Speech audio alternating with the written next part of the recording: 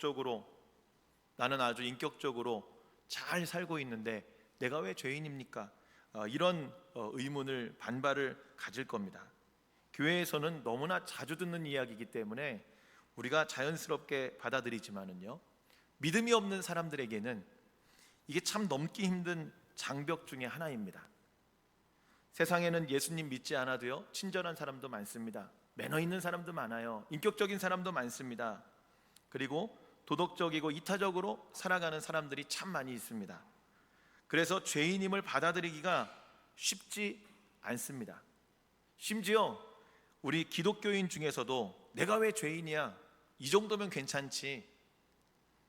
이렇게 생각하는 사람들도 있습니다. 내가 죄인이라는 사실을 진지하게 인정하고 심각하게 생각하지 않으면 여러분, 은혜의 그 안으로 들어갈 수가 없게 됩니다. 그래서 여러분, 우리가 하나님 앞에 죄인입니다 라는 이 고백이 저와 여러분의 이 가슴 깊은 곳에서부터 우러나는 그런 고백이 되기를 바랍니다. 담배를 끊지 못하는 한 집사님이 계셨습니다. 그래서 목사님께 찾아와가지고요, 질문을 했어요. 목사님, 담배 피면 지옥 가나요? 이렇게 질문을 한 거예요. 그러니까 이 목사님이 잠깐 생각을 하셨습니다. 그러더니 뭐라고 대답했냐면, 아니요 집사님, 흡연이 천국의 가구 안 가구의, 가구 못 가구의 기준은 아닙니다. 그리고 한마디를 더 붙이세요. 그러나 집사님이 진심으로 예수를 믿어서 그 믿음으로 천국에 간다면 흡연으로 인해 더 빨리 가실 수는 있습니다. 이렇게 얘기를 하더라는 거예요. 아주 지혜롭죠? 그죠? 이 흡연이 천국에 가는 기준은 아니지만 이 흡연 때문에 빨리 죽을 수 있다는 얘기예요. 그렇습니다. 흡연이 천국의 가구 못 가구의 기준이 될 수는 없죠. 우리가 죄인의 기준을 어떤 도덕적인 잣대에 이렇게 대려고 많이 합니다. 예수 믿는 사람이 이러면 안 되지. 저 사람은 이렇기 때문에 천국 가지 못할 거야. 저 사람은 이렇게 행동했기 때문에, 이러한 잘못 때문에 지옥을 갈 거야. 등등 이런 생각들이, 이런 도덕적인 기준의 잣대들이 우리 안에 얼마나 많은지 모릅니다. 그러나 오늘 로마서는요, 이러한 도덕적인 기준을 넘어서는 죄에 대해서 이야기를 합니다. 물론 이런 도덕적인 것들이 죄의 기준이 안 된다는 건 아니에요. 예수님도 그렇고 하나님도 그렇고 이런 도덕적인 그러한 삶을 굉장히 강조했습니다. 그러나 오늘 이 로마서에서 이야기하는 이 죄는요, 이것보다 훨씬 더 높은 수준의 죄를 이야기하는 것입니다. 왜 그러느냐? 우리의 노력으로 도저히 해결할 수 없는 그런 죄가 있기 때문이죠. 도덕적인 것들은요, 노력하면 돼요. 그렇지 않습니까? 잘못 안 하면 됩니다. 그러나 그런 것과 전혀 상관없이 우리 인간의 노력으로는 도저히 어떻게 할 수 없는 그러한 인간 내면의 죄성이 있다는 겁니다. 오늘 19절 20절 말씀, 본문의 말씀을 한번 읽어보도록 하겠습니다. 같이 읽습니다. 시작. 우리가 알거니와 무릇 율법이 말하는 바는 율법 아래에 있는 자들에게 말하는 것이니, 이는 모든 입을 막고 온 세상으로 하나님의 심판 아래에 있게 하려 함이라. 그러므로 율법의 행위로 그의 앞에 의롭다 하심을 얻을 육체가 없나니 율법으로는 죄를 깨달음이니라. 아멘. 자, 여기 보면은요, 율법이 말하는 바는 율법 아래에 있는 자들에게 말하는 것이다, 이렇게 이야기를 합니다. 유대인들을 지칭해서 이야기하는 것. 지난주에 이어서 여러분 말씀을 듣는 겁니다. 왜냐하면 유대인들이 우리의 자랑은 율법입니다, 우리의 자랑은 할례입니다, 이렇게 강조하면서 바울이 전하는 예수님 필요 없습니다, 우리는 예수님 없어도 율법과 할례로 인해 얼마든지 구원받을 수 있습니다, 이렇게 생각한 사람들이 유대인입니다. 이들이 이 로마에 굉장히 많은 숫자가 모여서 살고 있었다는 거죠. 이들에게 바울이 이야기하는 겁니다. 율법이 말하는 바는 율법 아래에 있는 자들에게 말하는 것이다 라고 이야기하죠. 그러니까 율법의 그러한 법에 저촉되는 그러한 모든 부분은 유대인들이 다 짊어지고 가야 된다, 하나님의 심판 아래에 있다라고 이야기를 합니다. 그러니까 많은 기독교인들이 왜 예수님이어야만 하는가, 많은 그리스도인들이, 그러니까 많은 그 비기독교인들, 예수 안 믿는 사람들이 왜 예수님으로만 구원받는다고 이야기하는가, 왜 십자가만 구원이라고 이야기하느냐 하면서 의구심을 제기합니다. 심하게는요, 손가락질하죠. 이기적인 종교다 이렇게 이야기도 하죠. 하나님이 왜 이런 방법을 통해 우리를 구원하려고 하신 걸까요? 왜 십자가여야만 했을까요? 왜 예수 그리스도여야만 했을까요? 이런 하나님의 구원의 계획에는요, 분명한 이유가 있다는 거예요. 어떤 이유가 있느냐? 하나님의 그러한 본성을 파괴하지 않는 그런 구원의 방법이 필요했다는 겁니다. 여러분, 구약에 나타난 하나님의 특성을 보면은요, 하나님의 속성 중에 하나는 거룩함입니다. 그리고 하나님은 신실하십니다. 하나님은 공의로우신 하나님이십니다.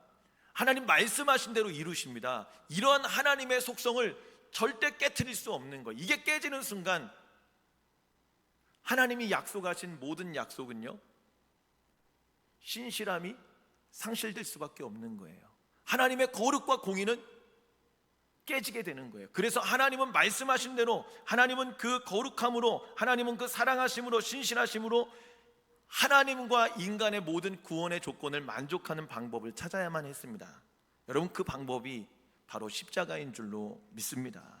예수님이 십자가에서 인간의 죄로 인해 대속의 죽음을, 예수님이 죽는 것, 이것이요, 하나님의 거룩함을 깨트리지 않고 하나님의 사랑을 이루고 하나님의 신실하심, 말씀하신 대로 이루어지는 그러한 모든 것들을 깨트리지 않는 그러한 방법이라는 거죠. 구약에서는요, 이런 구원을 뭐라고 얘기했냐면 하나님의 의, 이것은 율법으로부터 나온다 이렇게 생각했습니다. 율법을 준수할 때 율법을 지키는 그를 하나님께서 실제로 의롭다고 여겼어요. 그러니 그 기준이 율법이 되는 거예요. 오랜 동안 이 구약에서 율법을 지켰기 때문에 그들은 율법이 구원이다 라고 생각했습니다. 근데 문제는 뭐냐? 율법을 완전하게 지킬 수가 없는 거죠. 율법을 온전하게 지키는 그 하나님의 사람이 이 구약 성경에 몇 명 없습니다. 하나님이 너 의인이야 라고 인정한 사람이요, 구약에 많지 않다는 거예요. 그러면 겉으로만 지킨다고 이런 율법을 또 다 지키는 겁니까? 아니요. 십계명을 보면은요, 하나님을 사랑하지 않으면서 사랑하는 척 할 수 없습니다. 5계명부터 10계명까지는요, 사람을 사랑하지 않고 율법을 지키는 척 할 수 없는 거예요. 그러니까 내면과 아주 밀접하게 연결이 되어져 있는 거예요.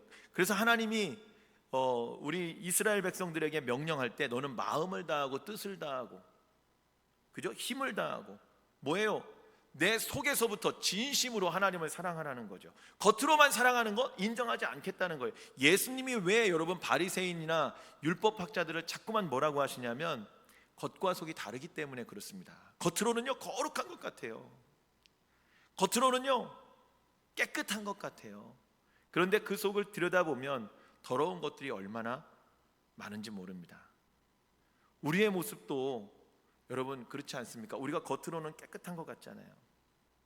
주일날 나올 때는 여러분 그래도 제일 단정하게 이렇게 막 꾸며가지고 좋은 옷 입고 화장도 하고 그리고 하나님 앞에 나오잖아요. 겉으로 봤을 때는 아주 말쑥하고 멀쩡하고 거룩한 것 같습니다. 그런데요, 그 속의 이면에는 어떠한 마음이 들어있냐고요. 누구에 대한 미움, 세상의 죄에 대한 그러한 갈증, 갈망, 이런 것들로 여러분 채워져 있지 않냐고요. 바라기는 오늘 말씀을 통해 하나님의 은혜가 필요한 사람이 되기를 주님의 이름으로 축복합니다.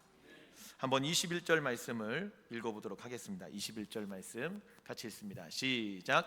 이제는 율법 외에 하나님의 한 의가 나타났으니 율법과 선지자들에게 증거를 받은 것이라. 자, 여기에 보면은요, 이제는 이렇게 얘기하죠. 뭔가 상황이 전환이 되는 겁니다. 영어 성경을 보면은요, 여기는 but now 이렇게 얘기해요. 그러나 이제는 이렇게 얘기합니다. 이제 우리 한국어로 번역할 때는 이제 그러나가 빠져도 괜찮으니까 생략이 된 거예요. 그러나 이전까지는 구약에는 율법이었지만, 그러나 이제는 다른 어떤 구원의 방법을 하나님이 제시해 주셨다는 거죠. 그러나 이제는 하나님의 한 의가 나타났으니, 의라는 것은요, 구약에 보면 구원을 이야기합니다. 그러니까 구원받는 하나님의 한 의가 나타났다 이거예요. 새롭게 우리에게 의를 주셨다는 겁니다. 새롭게 부여받은 구원이라는 거예요. 이게 구약에는 율법과 선지자였는데, 이제는 율법과 선지자들에게 받은 새로운 의를 주셨다라는 겁니다. 하나님 말씀을 통해 이루어진 그런 구원의 예수 그리스도를 우리에게 주셨다는 거죠. 그래서 23절 24절에 이렇게 이야기를 합니다. 한번 읽어볼게요. 23절 24절 한번 띄워줘 보실래요? 시작. 모든 사람이 죄를 범하였으니 하나님의 영광에 이르지 못하더니 그리스도 예수 안에 있는 속량으로 말미암아 하나님의 은혜로 값없이 의롭다 하심을 얻은 자 되었느니라. 아멘. 여러분이 잘 아시는 말씀이죠. 모든 사람이 죄를 범하였음에, 전적인 타락입니다. 한 사람도 예외는 없습니다. 여러분 모두가 다 이 죄의 굴레로부터 벗어나기는 어렵다는 거예요.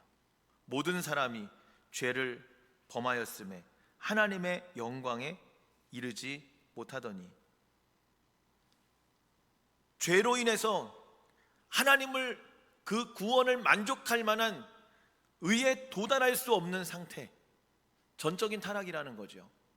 우리 안에, 우리의 생각에 하나님께로 나아갈 수 있는 그러한 능력을 상실한 것을 이야기하고 있습니다. 그래서 예수 안에 있는 속량, 구속하심, 이것이 하나님의 은혜로 값없이 주어진 것이다, 이렇게 이야기를 합니다. 여러분 이 로마서가요 좀 어렵고 딱딱할 수 있어요. 로마서는 이 구원의 정수에 대해서 막 설명을 하다 보니까 여러분 조금 어렵고 딱딱할 수 있지만, 이 로마서가 주는 아주 깊이 담겨 있는 그런 구원의 은혜가 있습니다. 여기 보면은요 27절에 이렇게 이야기를 해요. 한번 27절 말씀 한번 읽어볼까요? 27절. 자 27절 한번 띄워줘 보실래요? 시작. 그런즉 자랑할 때가 어디냐? 있을 수가 없느니라. 무슨 법으로냐? 행위로냐? 아니라 오직 믿음의 법으로니라. 자 보십시오 여러분, 자랑할 때가 어디 있느냐 이렇게 얘기해요. 은혜로 구원을 받은 거예요. 자 다시 한번, 아까 23절 24절에 모든 사람이 죄를 범했습니다. 죄를 해결할 만한 사람이 한 명도 없다는 거예요. 모든 사람이 다 죄를 지었습니다. 그러면 여러분 어떻게 하면 됩니까? 죄 지었으니까 어떻게 하면 돼요? 죄값 치르면 돼요. 그러니까 죄 지었으니까요, 하나님이 에덴 동산에 아담하고 하와하고 약속을 하십니다. 뭐 어떤 약속을 하냐면, 아담아 하와야, 네가 여기 있는 모든 거 다 먹을 수 있는데 동산 중앙에 선악을 알게 하는 나무의 과실만 먹지 말아라. 너 이거 먹으면 정령 죽는다. 반드시 죽는다. 기필코 죽을 거야. 절대 먹지 마. 하나님 이렇게 이야기하셨는데, 이 아담과 하와가 사단의 유혹에 뱀의 유혹에 빠져갖고 어떻게 해요? 먹지요. 먹습니다. 자 하나님은 신실하세요. 말씀하신 대로 이루어질 거예요. 그러면 죽음이 이루어지는 게 하나님 말씀이죠. 그죠? 먹었잖아요. 그래서 우리의 영과 혼과 육이 사망에 이르는 거예요. 그러니까 아담으로부터 태어난 모든 사람들은 전부 다 죄인인 겁니다. 인류의 시초인 아담과 하와가 범죄했기 때문에 그의 자손들인 우리들도 다 죽은 거예요. 영과 혼과 육이 죽은 상태로 태어나는 거예요. 그러니까 영원히 살지 못하고 인생의 끝이 있는 겁니다. 육신은 끝이 있어요. 아우 막 괴로워, 삶이 힘들어. 그러면 여러분 뭐라고 그래요? 아우 죽었으면 좋겠네 이러잖아요. 근데 죽고 나면 그것이 끝이면 좋은데 끝이 아니라는 거예요. 영혼의 삶은 하나님께로부터 왔기 때문에 영원히 살아갑니다. 육신은 끝나면 그 고통이 못 느껴질 수 있어요. 그러나 영혼은 그렇지 않다는 거죠. 영원해요. 근데 그 갈림길이 천국이냐 지옥이냐로 나뉘어지는데 거기에서 죄값 치러야 되니까 우리는 어디로 갑니까? 지옥으로 가는 거예요. 이게 여러분 엄청난 불행입니다. 우리에게 놓여진 엄청난 불행이라고요. 이걸 해결하지 않으면 육신 아무리 오래 살아도 영혼의 때와 비할 수 있습니까? 사고 안 나고 여러분 건강, 질병, 큰 병 안 걸리고 살면 100년, 120년, 뭐 110년 이렇게 살잖아요. 근데 영혼은요, 영원해요. 그 짧은 인생과 비교할 수 없는 거예요. 이 영혼의 문제를 어떻게 해결하냐고요. 이 문제를 우리가 모든 사람이 다 죄를 지었으니까 대신 누가 나 대신 좀 죄값만 치러줬으면 좋겠는데, 죄값은 여러분 생명으로 치르는 거예요. 죽는다고 그랬으니까 누가 죽어줄 수 있습니까? 아무도 죽을 수 없습니다. 근데 하나님이 예를 들어 이렇게 이야기했다고 칩시다. 제가 학교 다닐 때, 학생 때 그런 생각 많이 했습니다. 아니 하나님, 모든 걸 다 하실 수 있는 하나님이신데 야, 취소, 캔슬, 그거 에덴 동산에 아담하고 하와하고 약속한 거 없던 일로 하자. 하나님 그러면 되는 거 아닙니까? 제가 이런 생각 많이 했어요. 그러면 여러분 예수님 안 죽어도 되고 얼마나 간단해요, 그죠? 하나님이 야, 에덴 동산 선악과 먹은 거 없던 일로 해줄게, 눈 감아줄게, 나는 사랑의 하나님이니까. 그러면 얼마나 쉬워요, 여러분? 그런데 여기에는 큰 문제가 있습니다. 뭐냐? 하나님이 우리의 말로 표현하면 말을 바꿔야 되는 거예요. 한 입으로 두 말 해야 되는 거예요. 아담하고 하와한테 분명히 너 이거 먹으면 죽을 거야 라고 약속하셨는데, 야, 아니야, 바꿔. 이러면 성경의 약속이 그대로 이루어질 것이라는 이 믿음을 누가 갖겠습니까? 안 되는 거죠. 하나님의 이 거룩하심, 하나님의 공의, 하나님의 신실하심을 유지하면서 인간의 죄를 해결할 수 있는 방법은요, 하나님 자신밖에 없는 줄로 믿습니다. 모든 사람이 다 죄를 지었기 때문에요, 죄 짓지 아니한 분은 하나님밖에 없어요. 근데 그 하나님은 육신을 가지신 분이 아니고 영이신 하나님이시라 죽으실 수 없으니까 이 땅에 그 하나님의 본체이신 아들 예수 그리스도를 보내서 십자가에 죽고 우리의 죄를 담당하게 하신 줄로 믿습니다. 이걸 여러분 뭐라고 하냐, 따라해 보세요. 은혜. 우리 교회 이름 기가 막히게 좋죠. 예? 우리 은혜교회잖아요. 이 은혜는요, 예수 그리스도인 줄로 믿습니다. 한번 따라해 보실래요? 은혜, 예수 그리스도. 하나님이 주신 최고의 은혜는요, 예수 그리스도라는 거예요. 이걸 여러분 어떻게 받았습니까? 거저 받은 거예요. 선물로 받은 거예요. 그래서 선물로 거저 받았기 때문에 이걸 은혜라고 표현하는 거예요. 그러니 여러분, 우리가 은혜의 삶을 살아야죠. 그러니 여러분, 우리가 27절에 읽은 것처럼 자랑할 때가 어디냐, 있을 수가 없느니라. 내 공로로 해서 내 뭔가 업적으로 이루어진 것이면 우리에게 자랑할 것이 있지만은 하나님의 은혜로 되어졌기 때문에 이 구원의 문제에서 우리는 자랑할 것이 없다는 거예요. 오늘 본문으로 말하자면 율법 생활과 은혜 생활이 있습니다. 이 두 가지의 대표적인 차이가 뭔지 아십니까? 자랑하는 거예요. 아무리 신앙생활 열심히 하고 직분이 높고 내가 다른 사람을 판단하고 나의 모습을 자랑하고 그러면요, 신앙이 아무리 좋아도요, 그것은요 율법 생활일 수 있습니다. 내가 막 인정받고 싶고 은근히 자랑하는 거 드러내고 싶고 누가 나 그렇게 인정해주지 않으면 서운하고, 여러분 이러한 마음과 생각을 가지고 신앙생활을 하는 걸 율법 생활이라고 하는 거예요. 은혜 생활은요 자랑할 게 없어요. 왜요? 다 하나님의 은혜니까, 하나님이 주신 것이니까. 이 기본적인 은혜 생활의 마음이 있지 않으면 우리의 신앙의 삶이 여러분 온전하게 제대로 이루어질 수 없다는 겁니다. 구원을 전적인 하나님의 은혜로 생각하는 사람은요 절대로 자랑하지 않습니다. 왜요? 내 공로가 없기 때문이죠. 그런데 자꾸만 자랑해요. 신앙생활을 잘하는 사람들 자꾸만 자랑해요.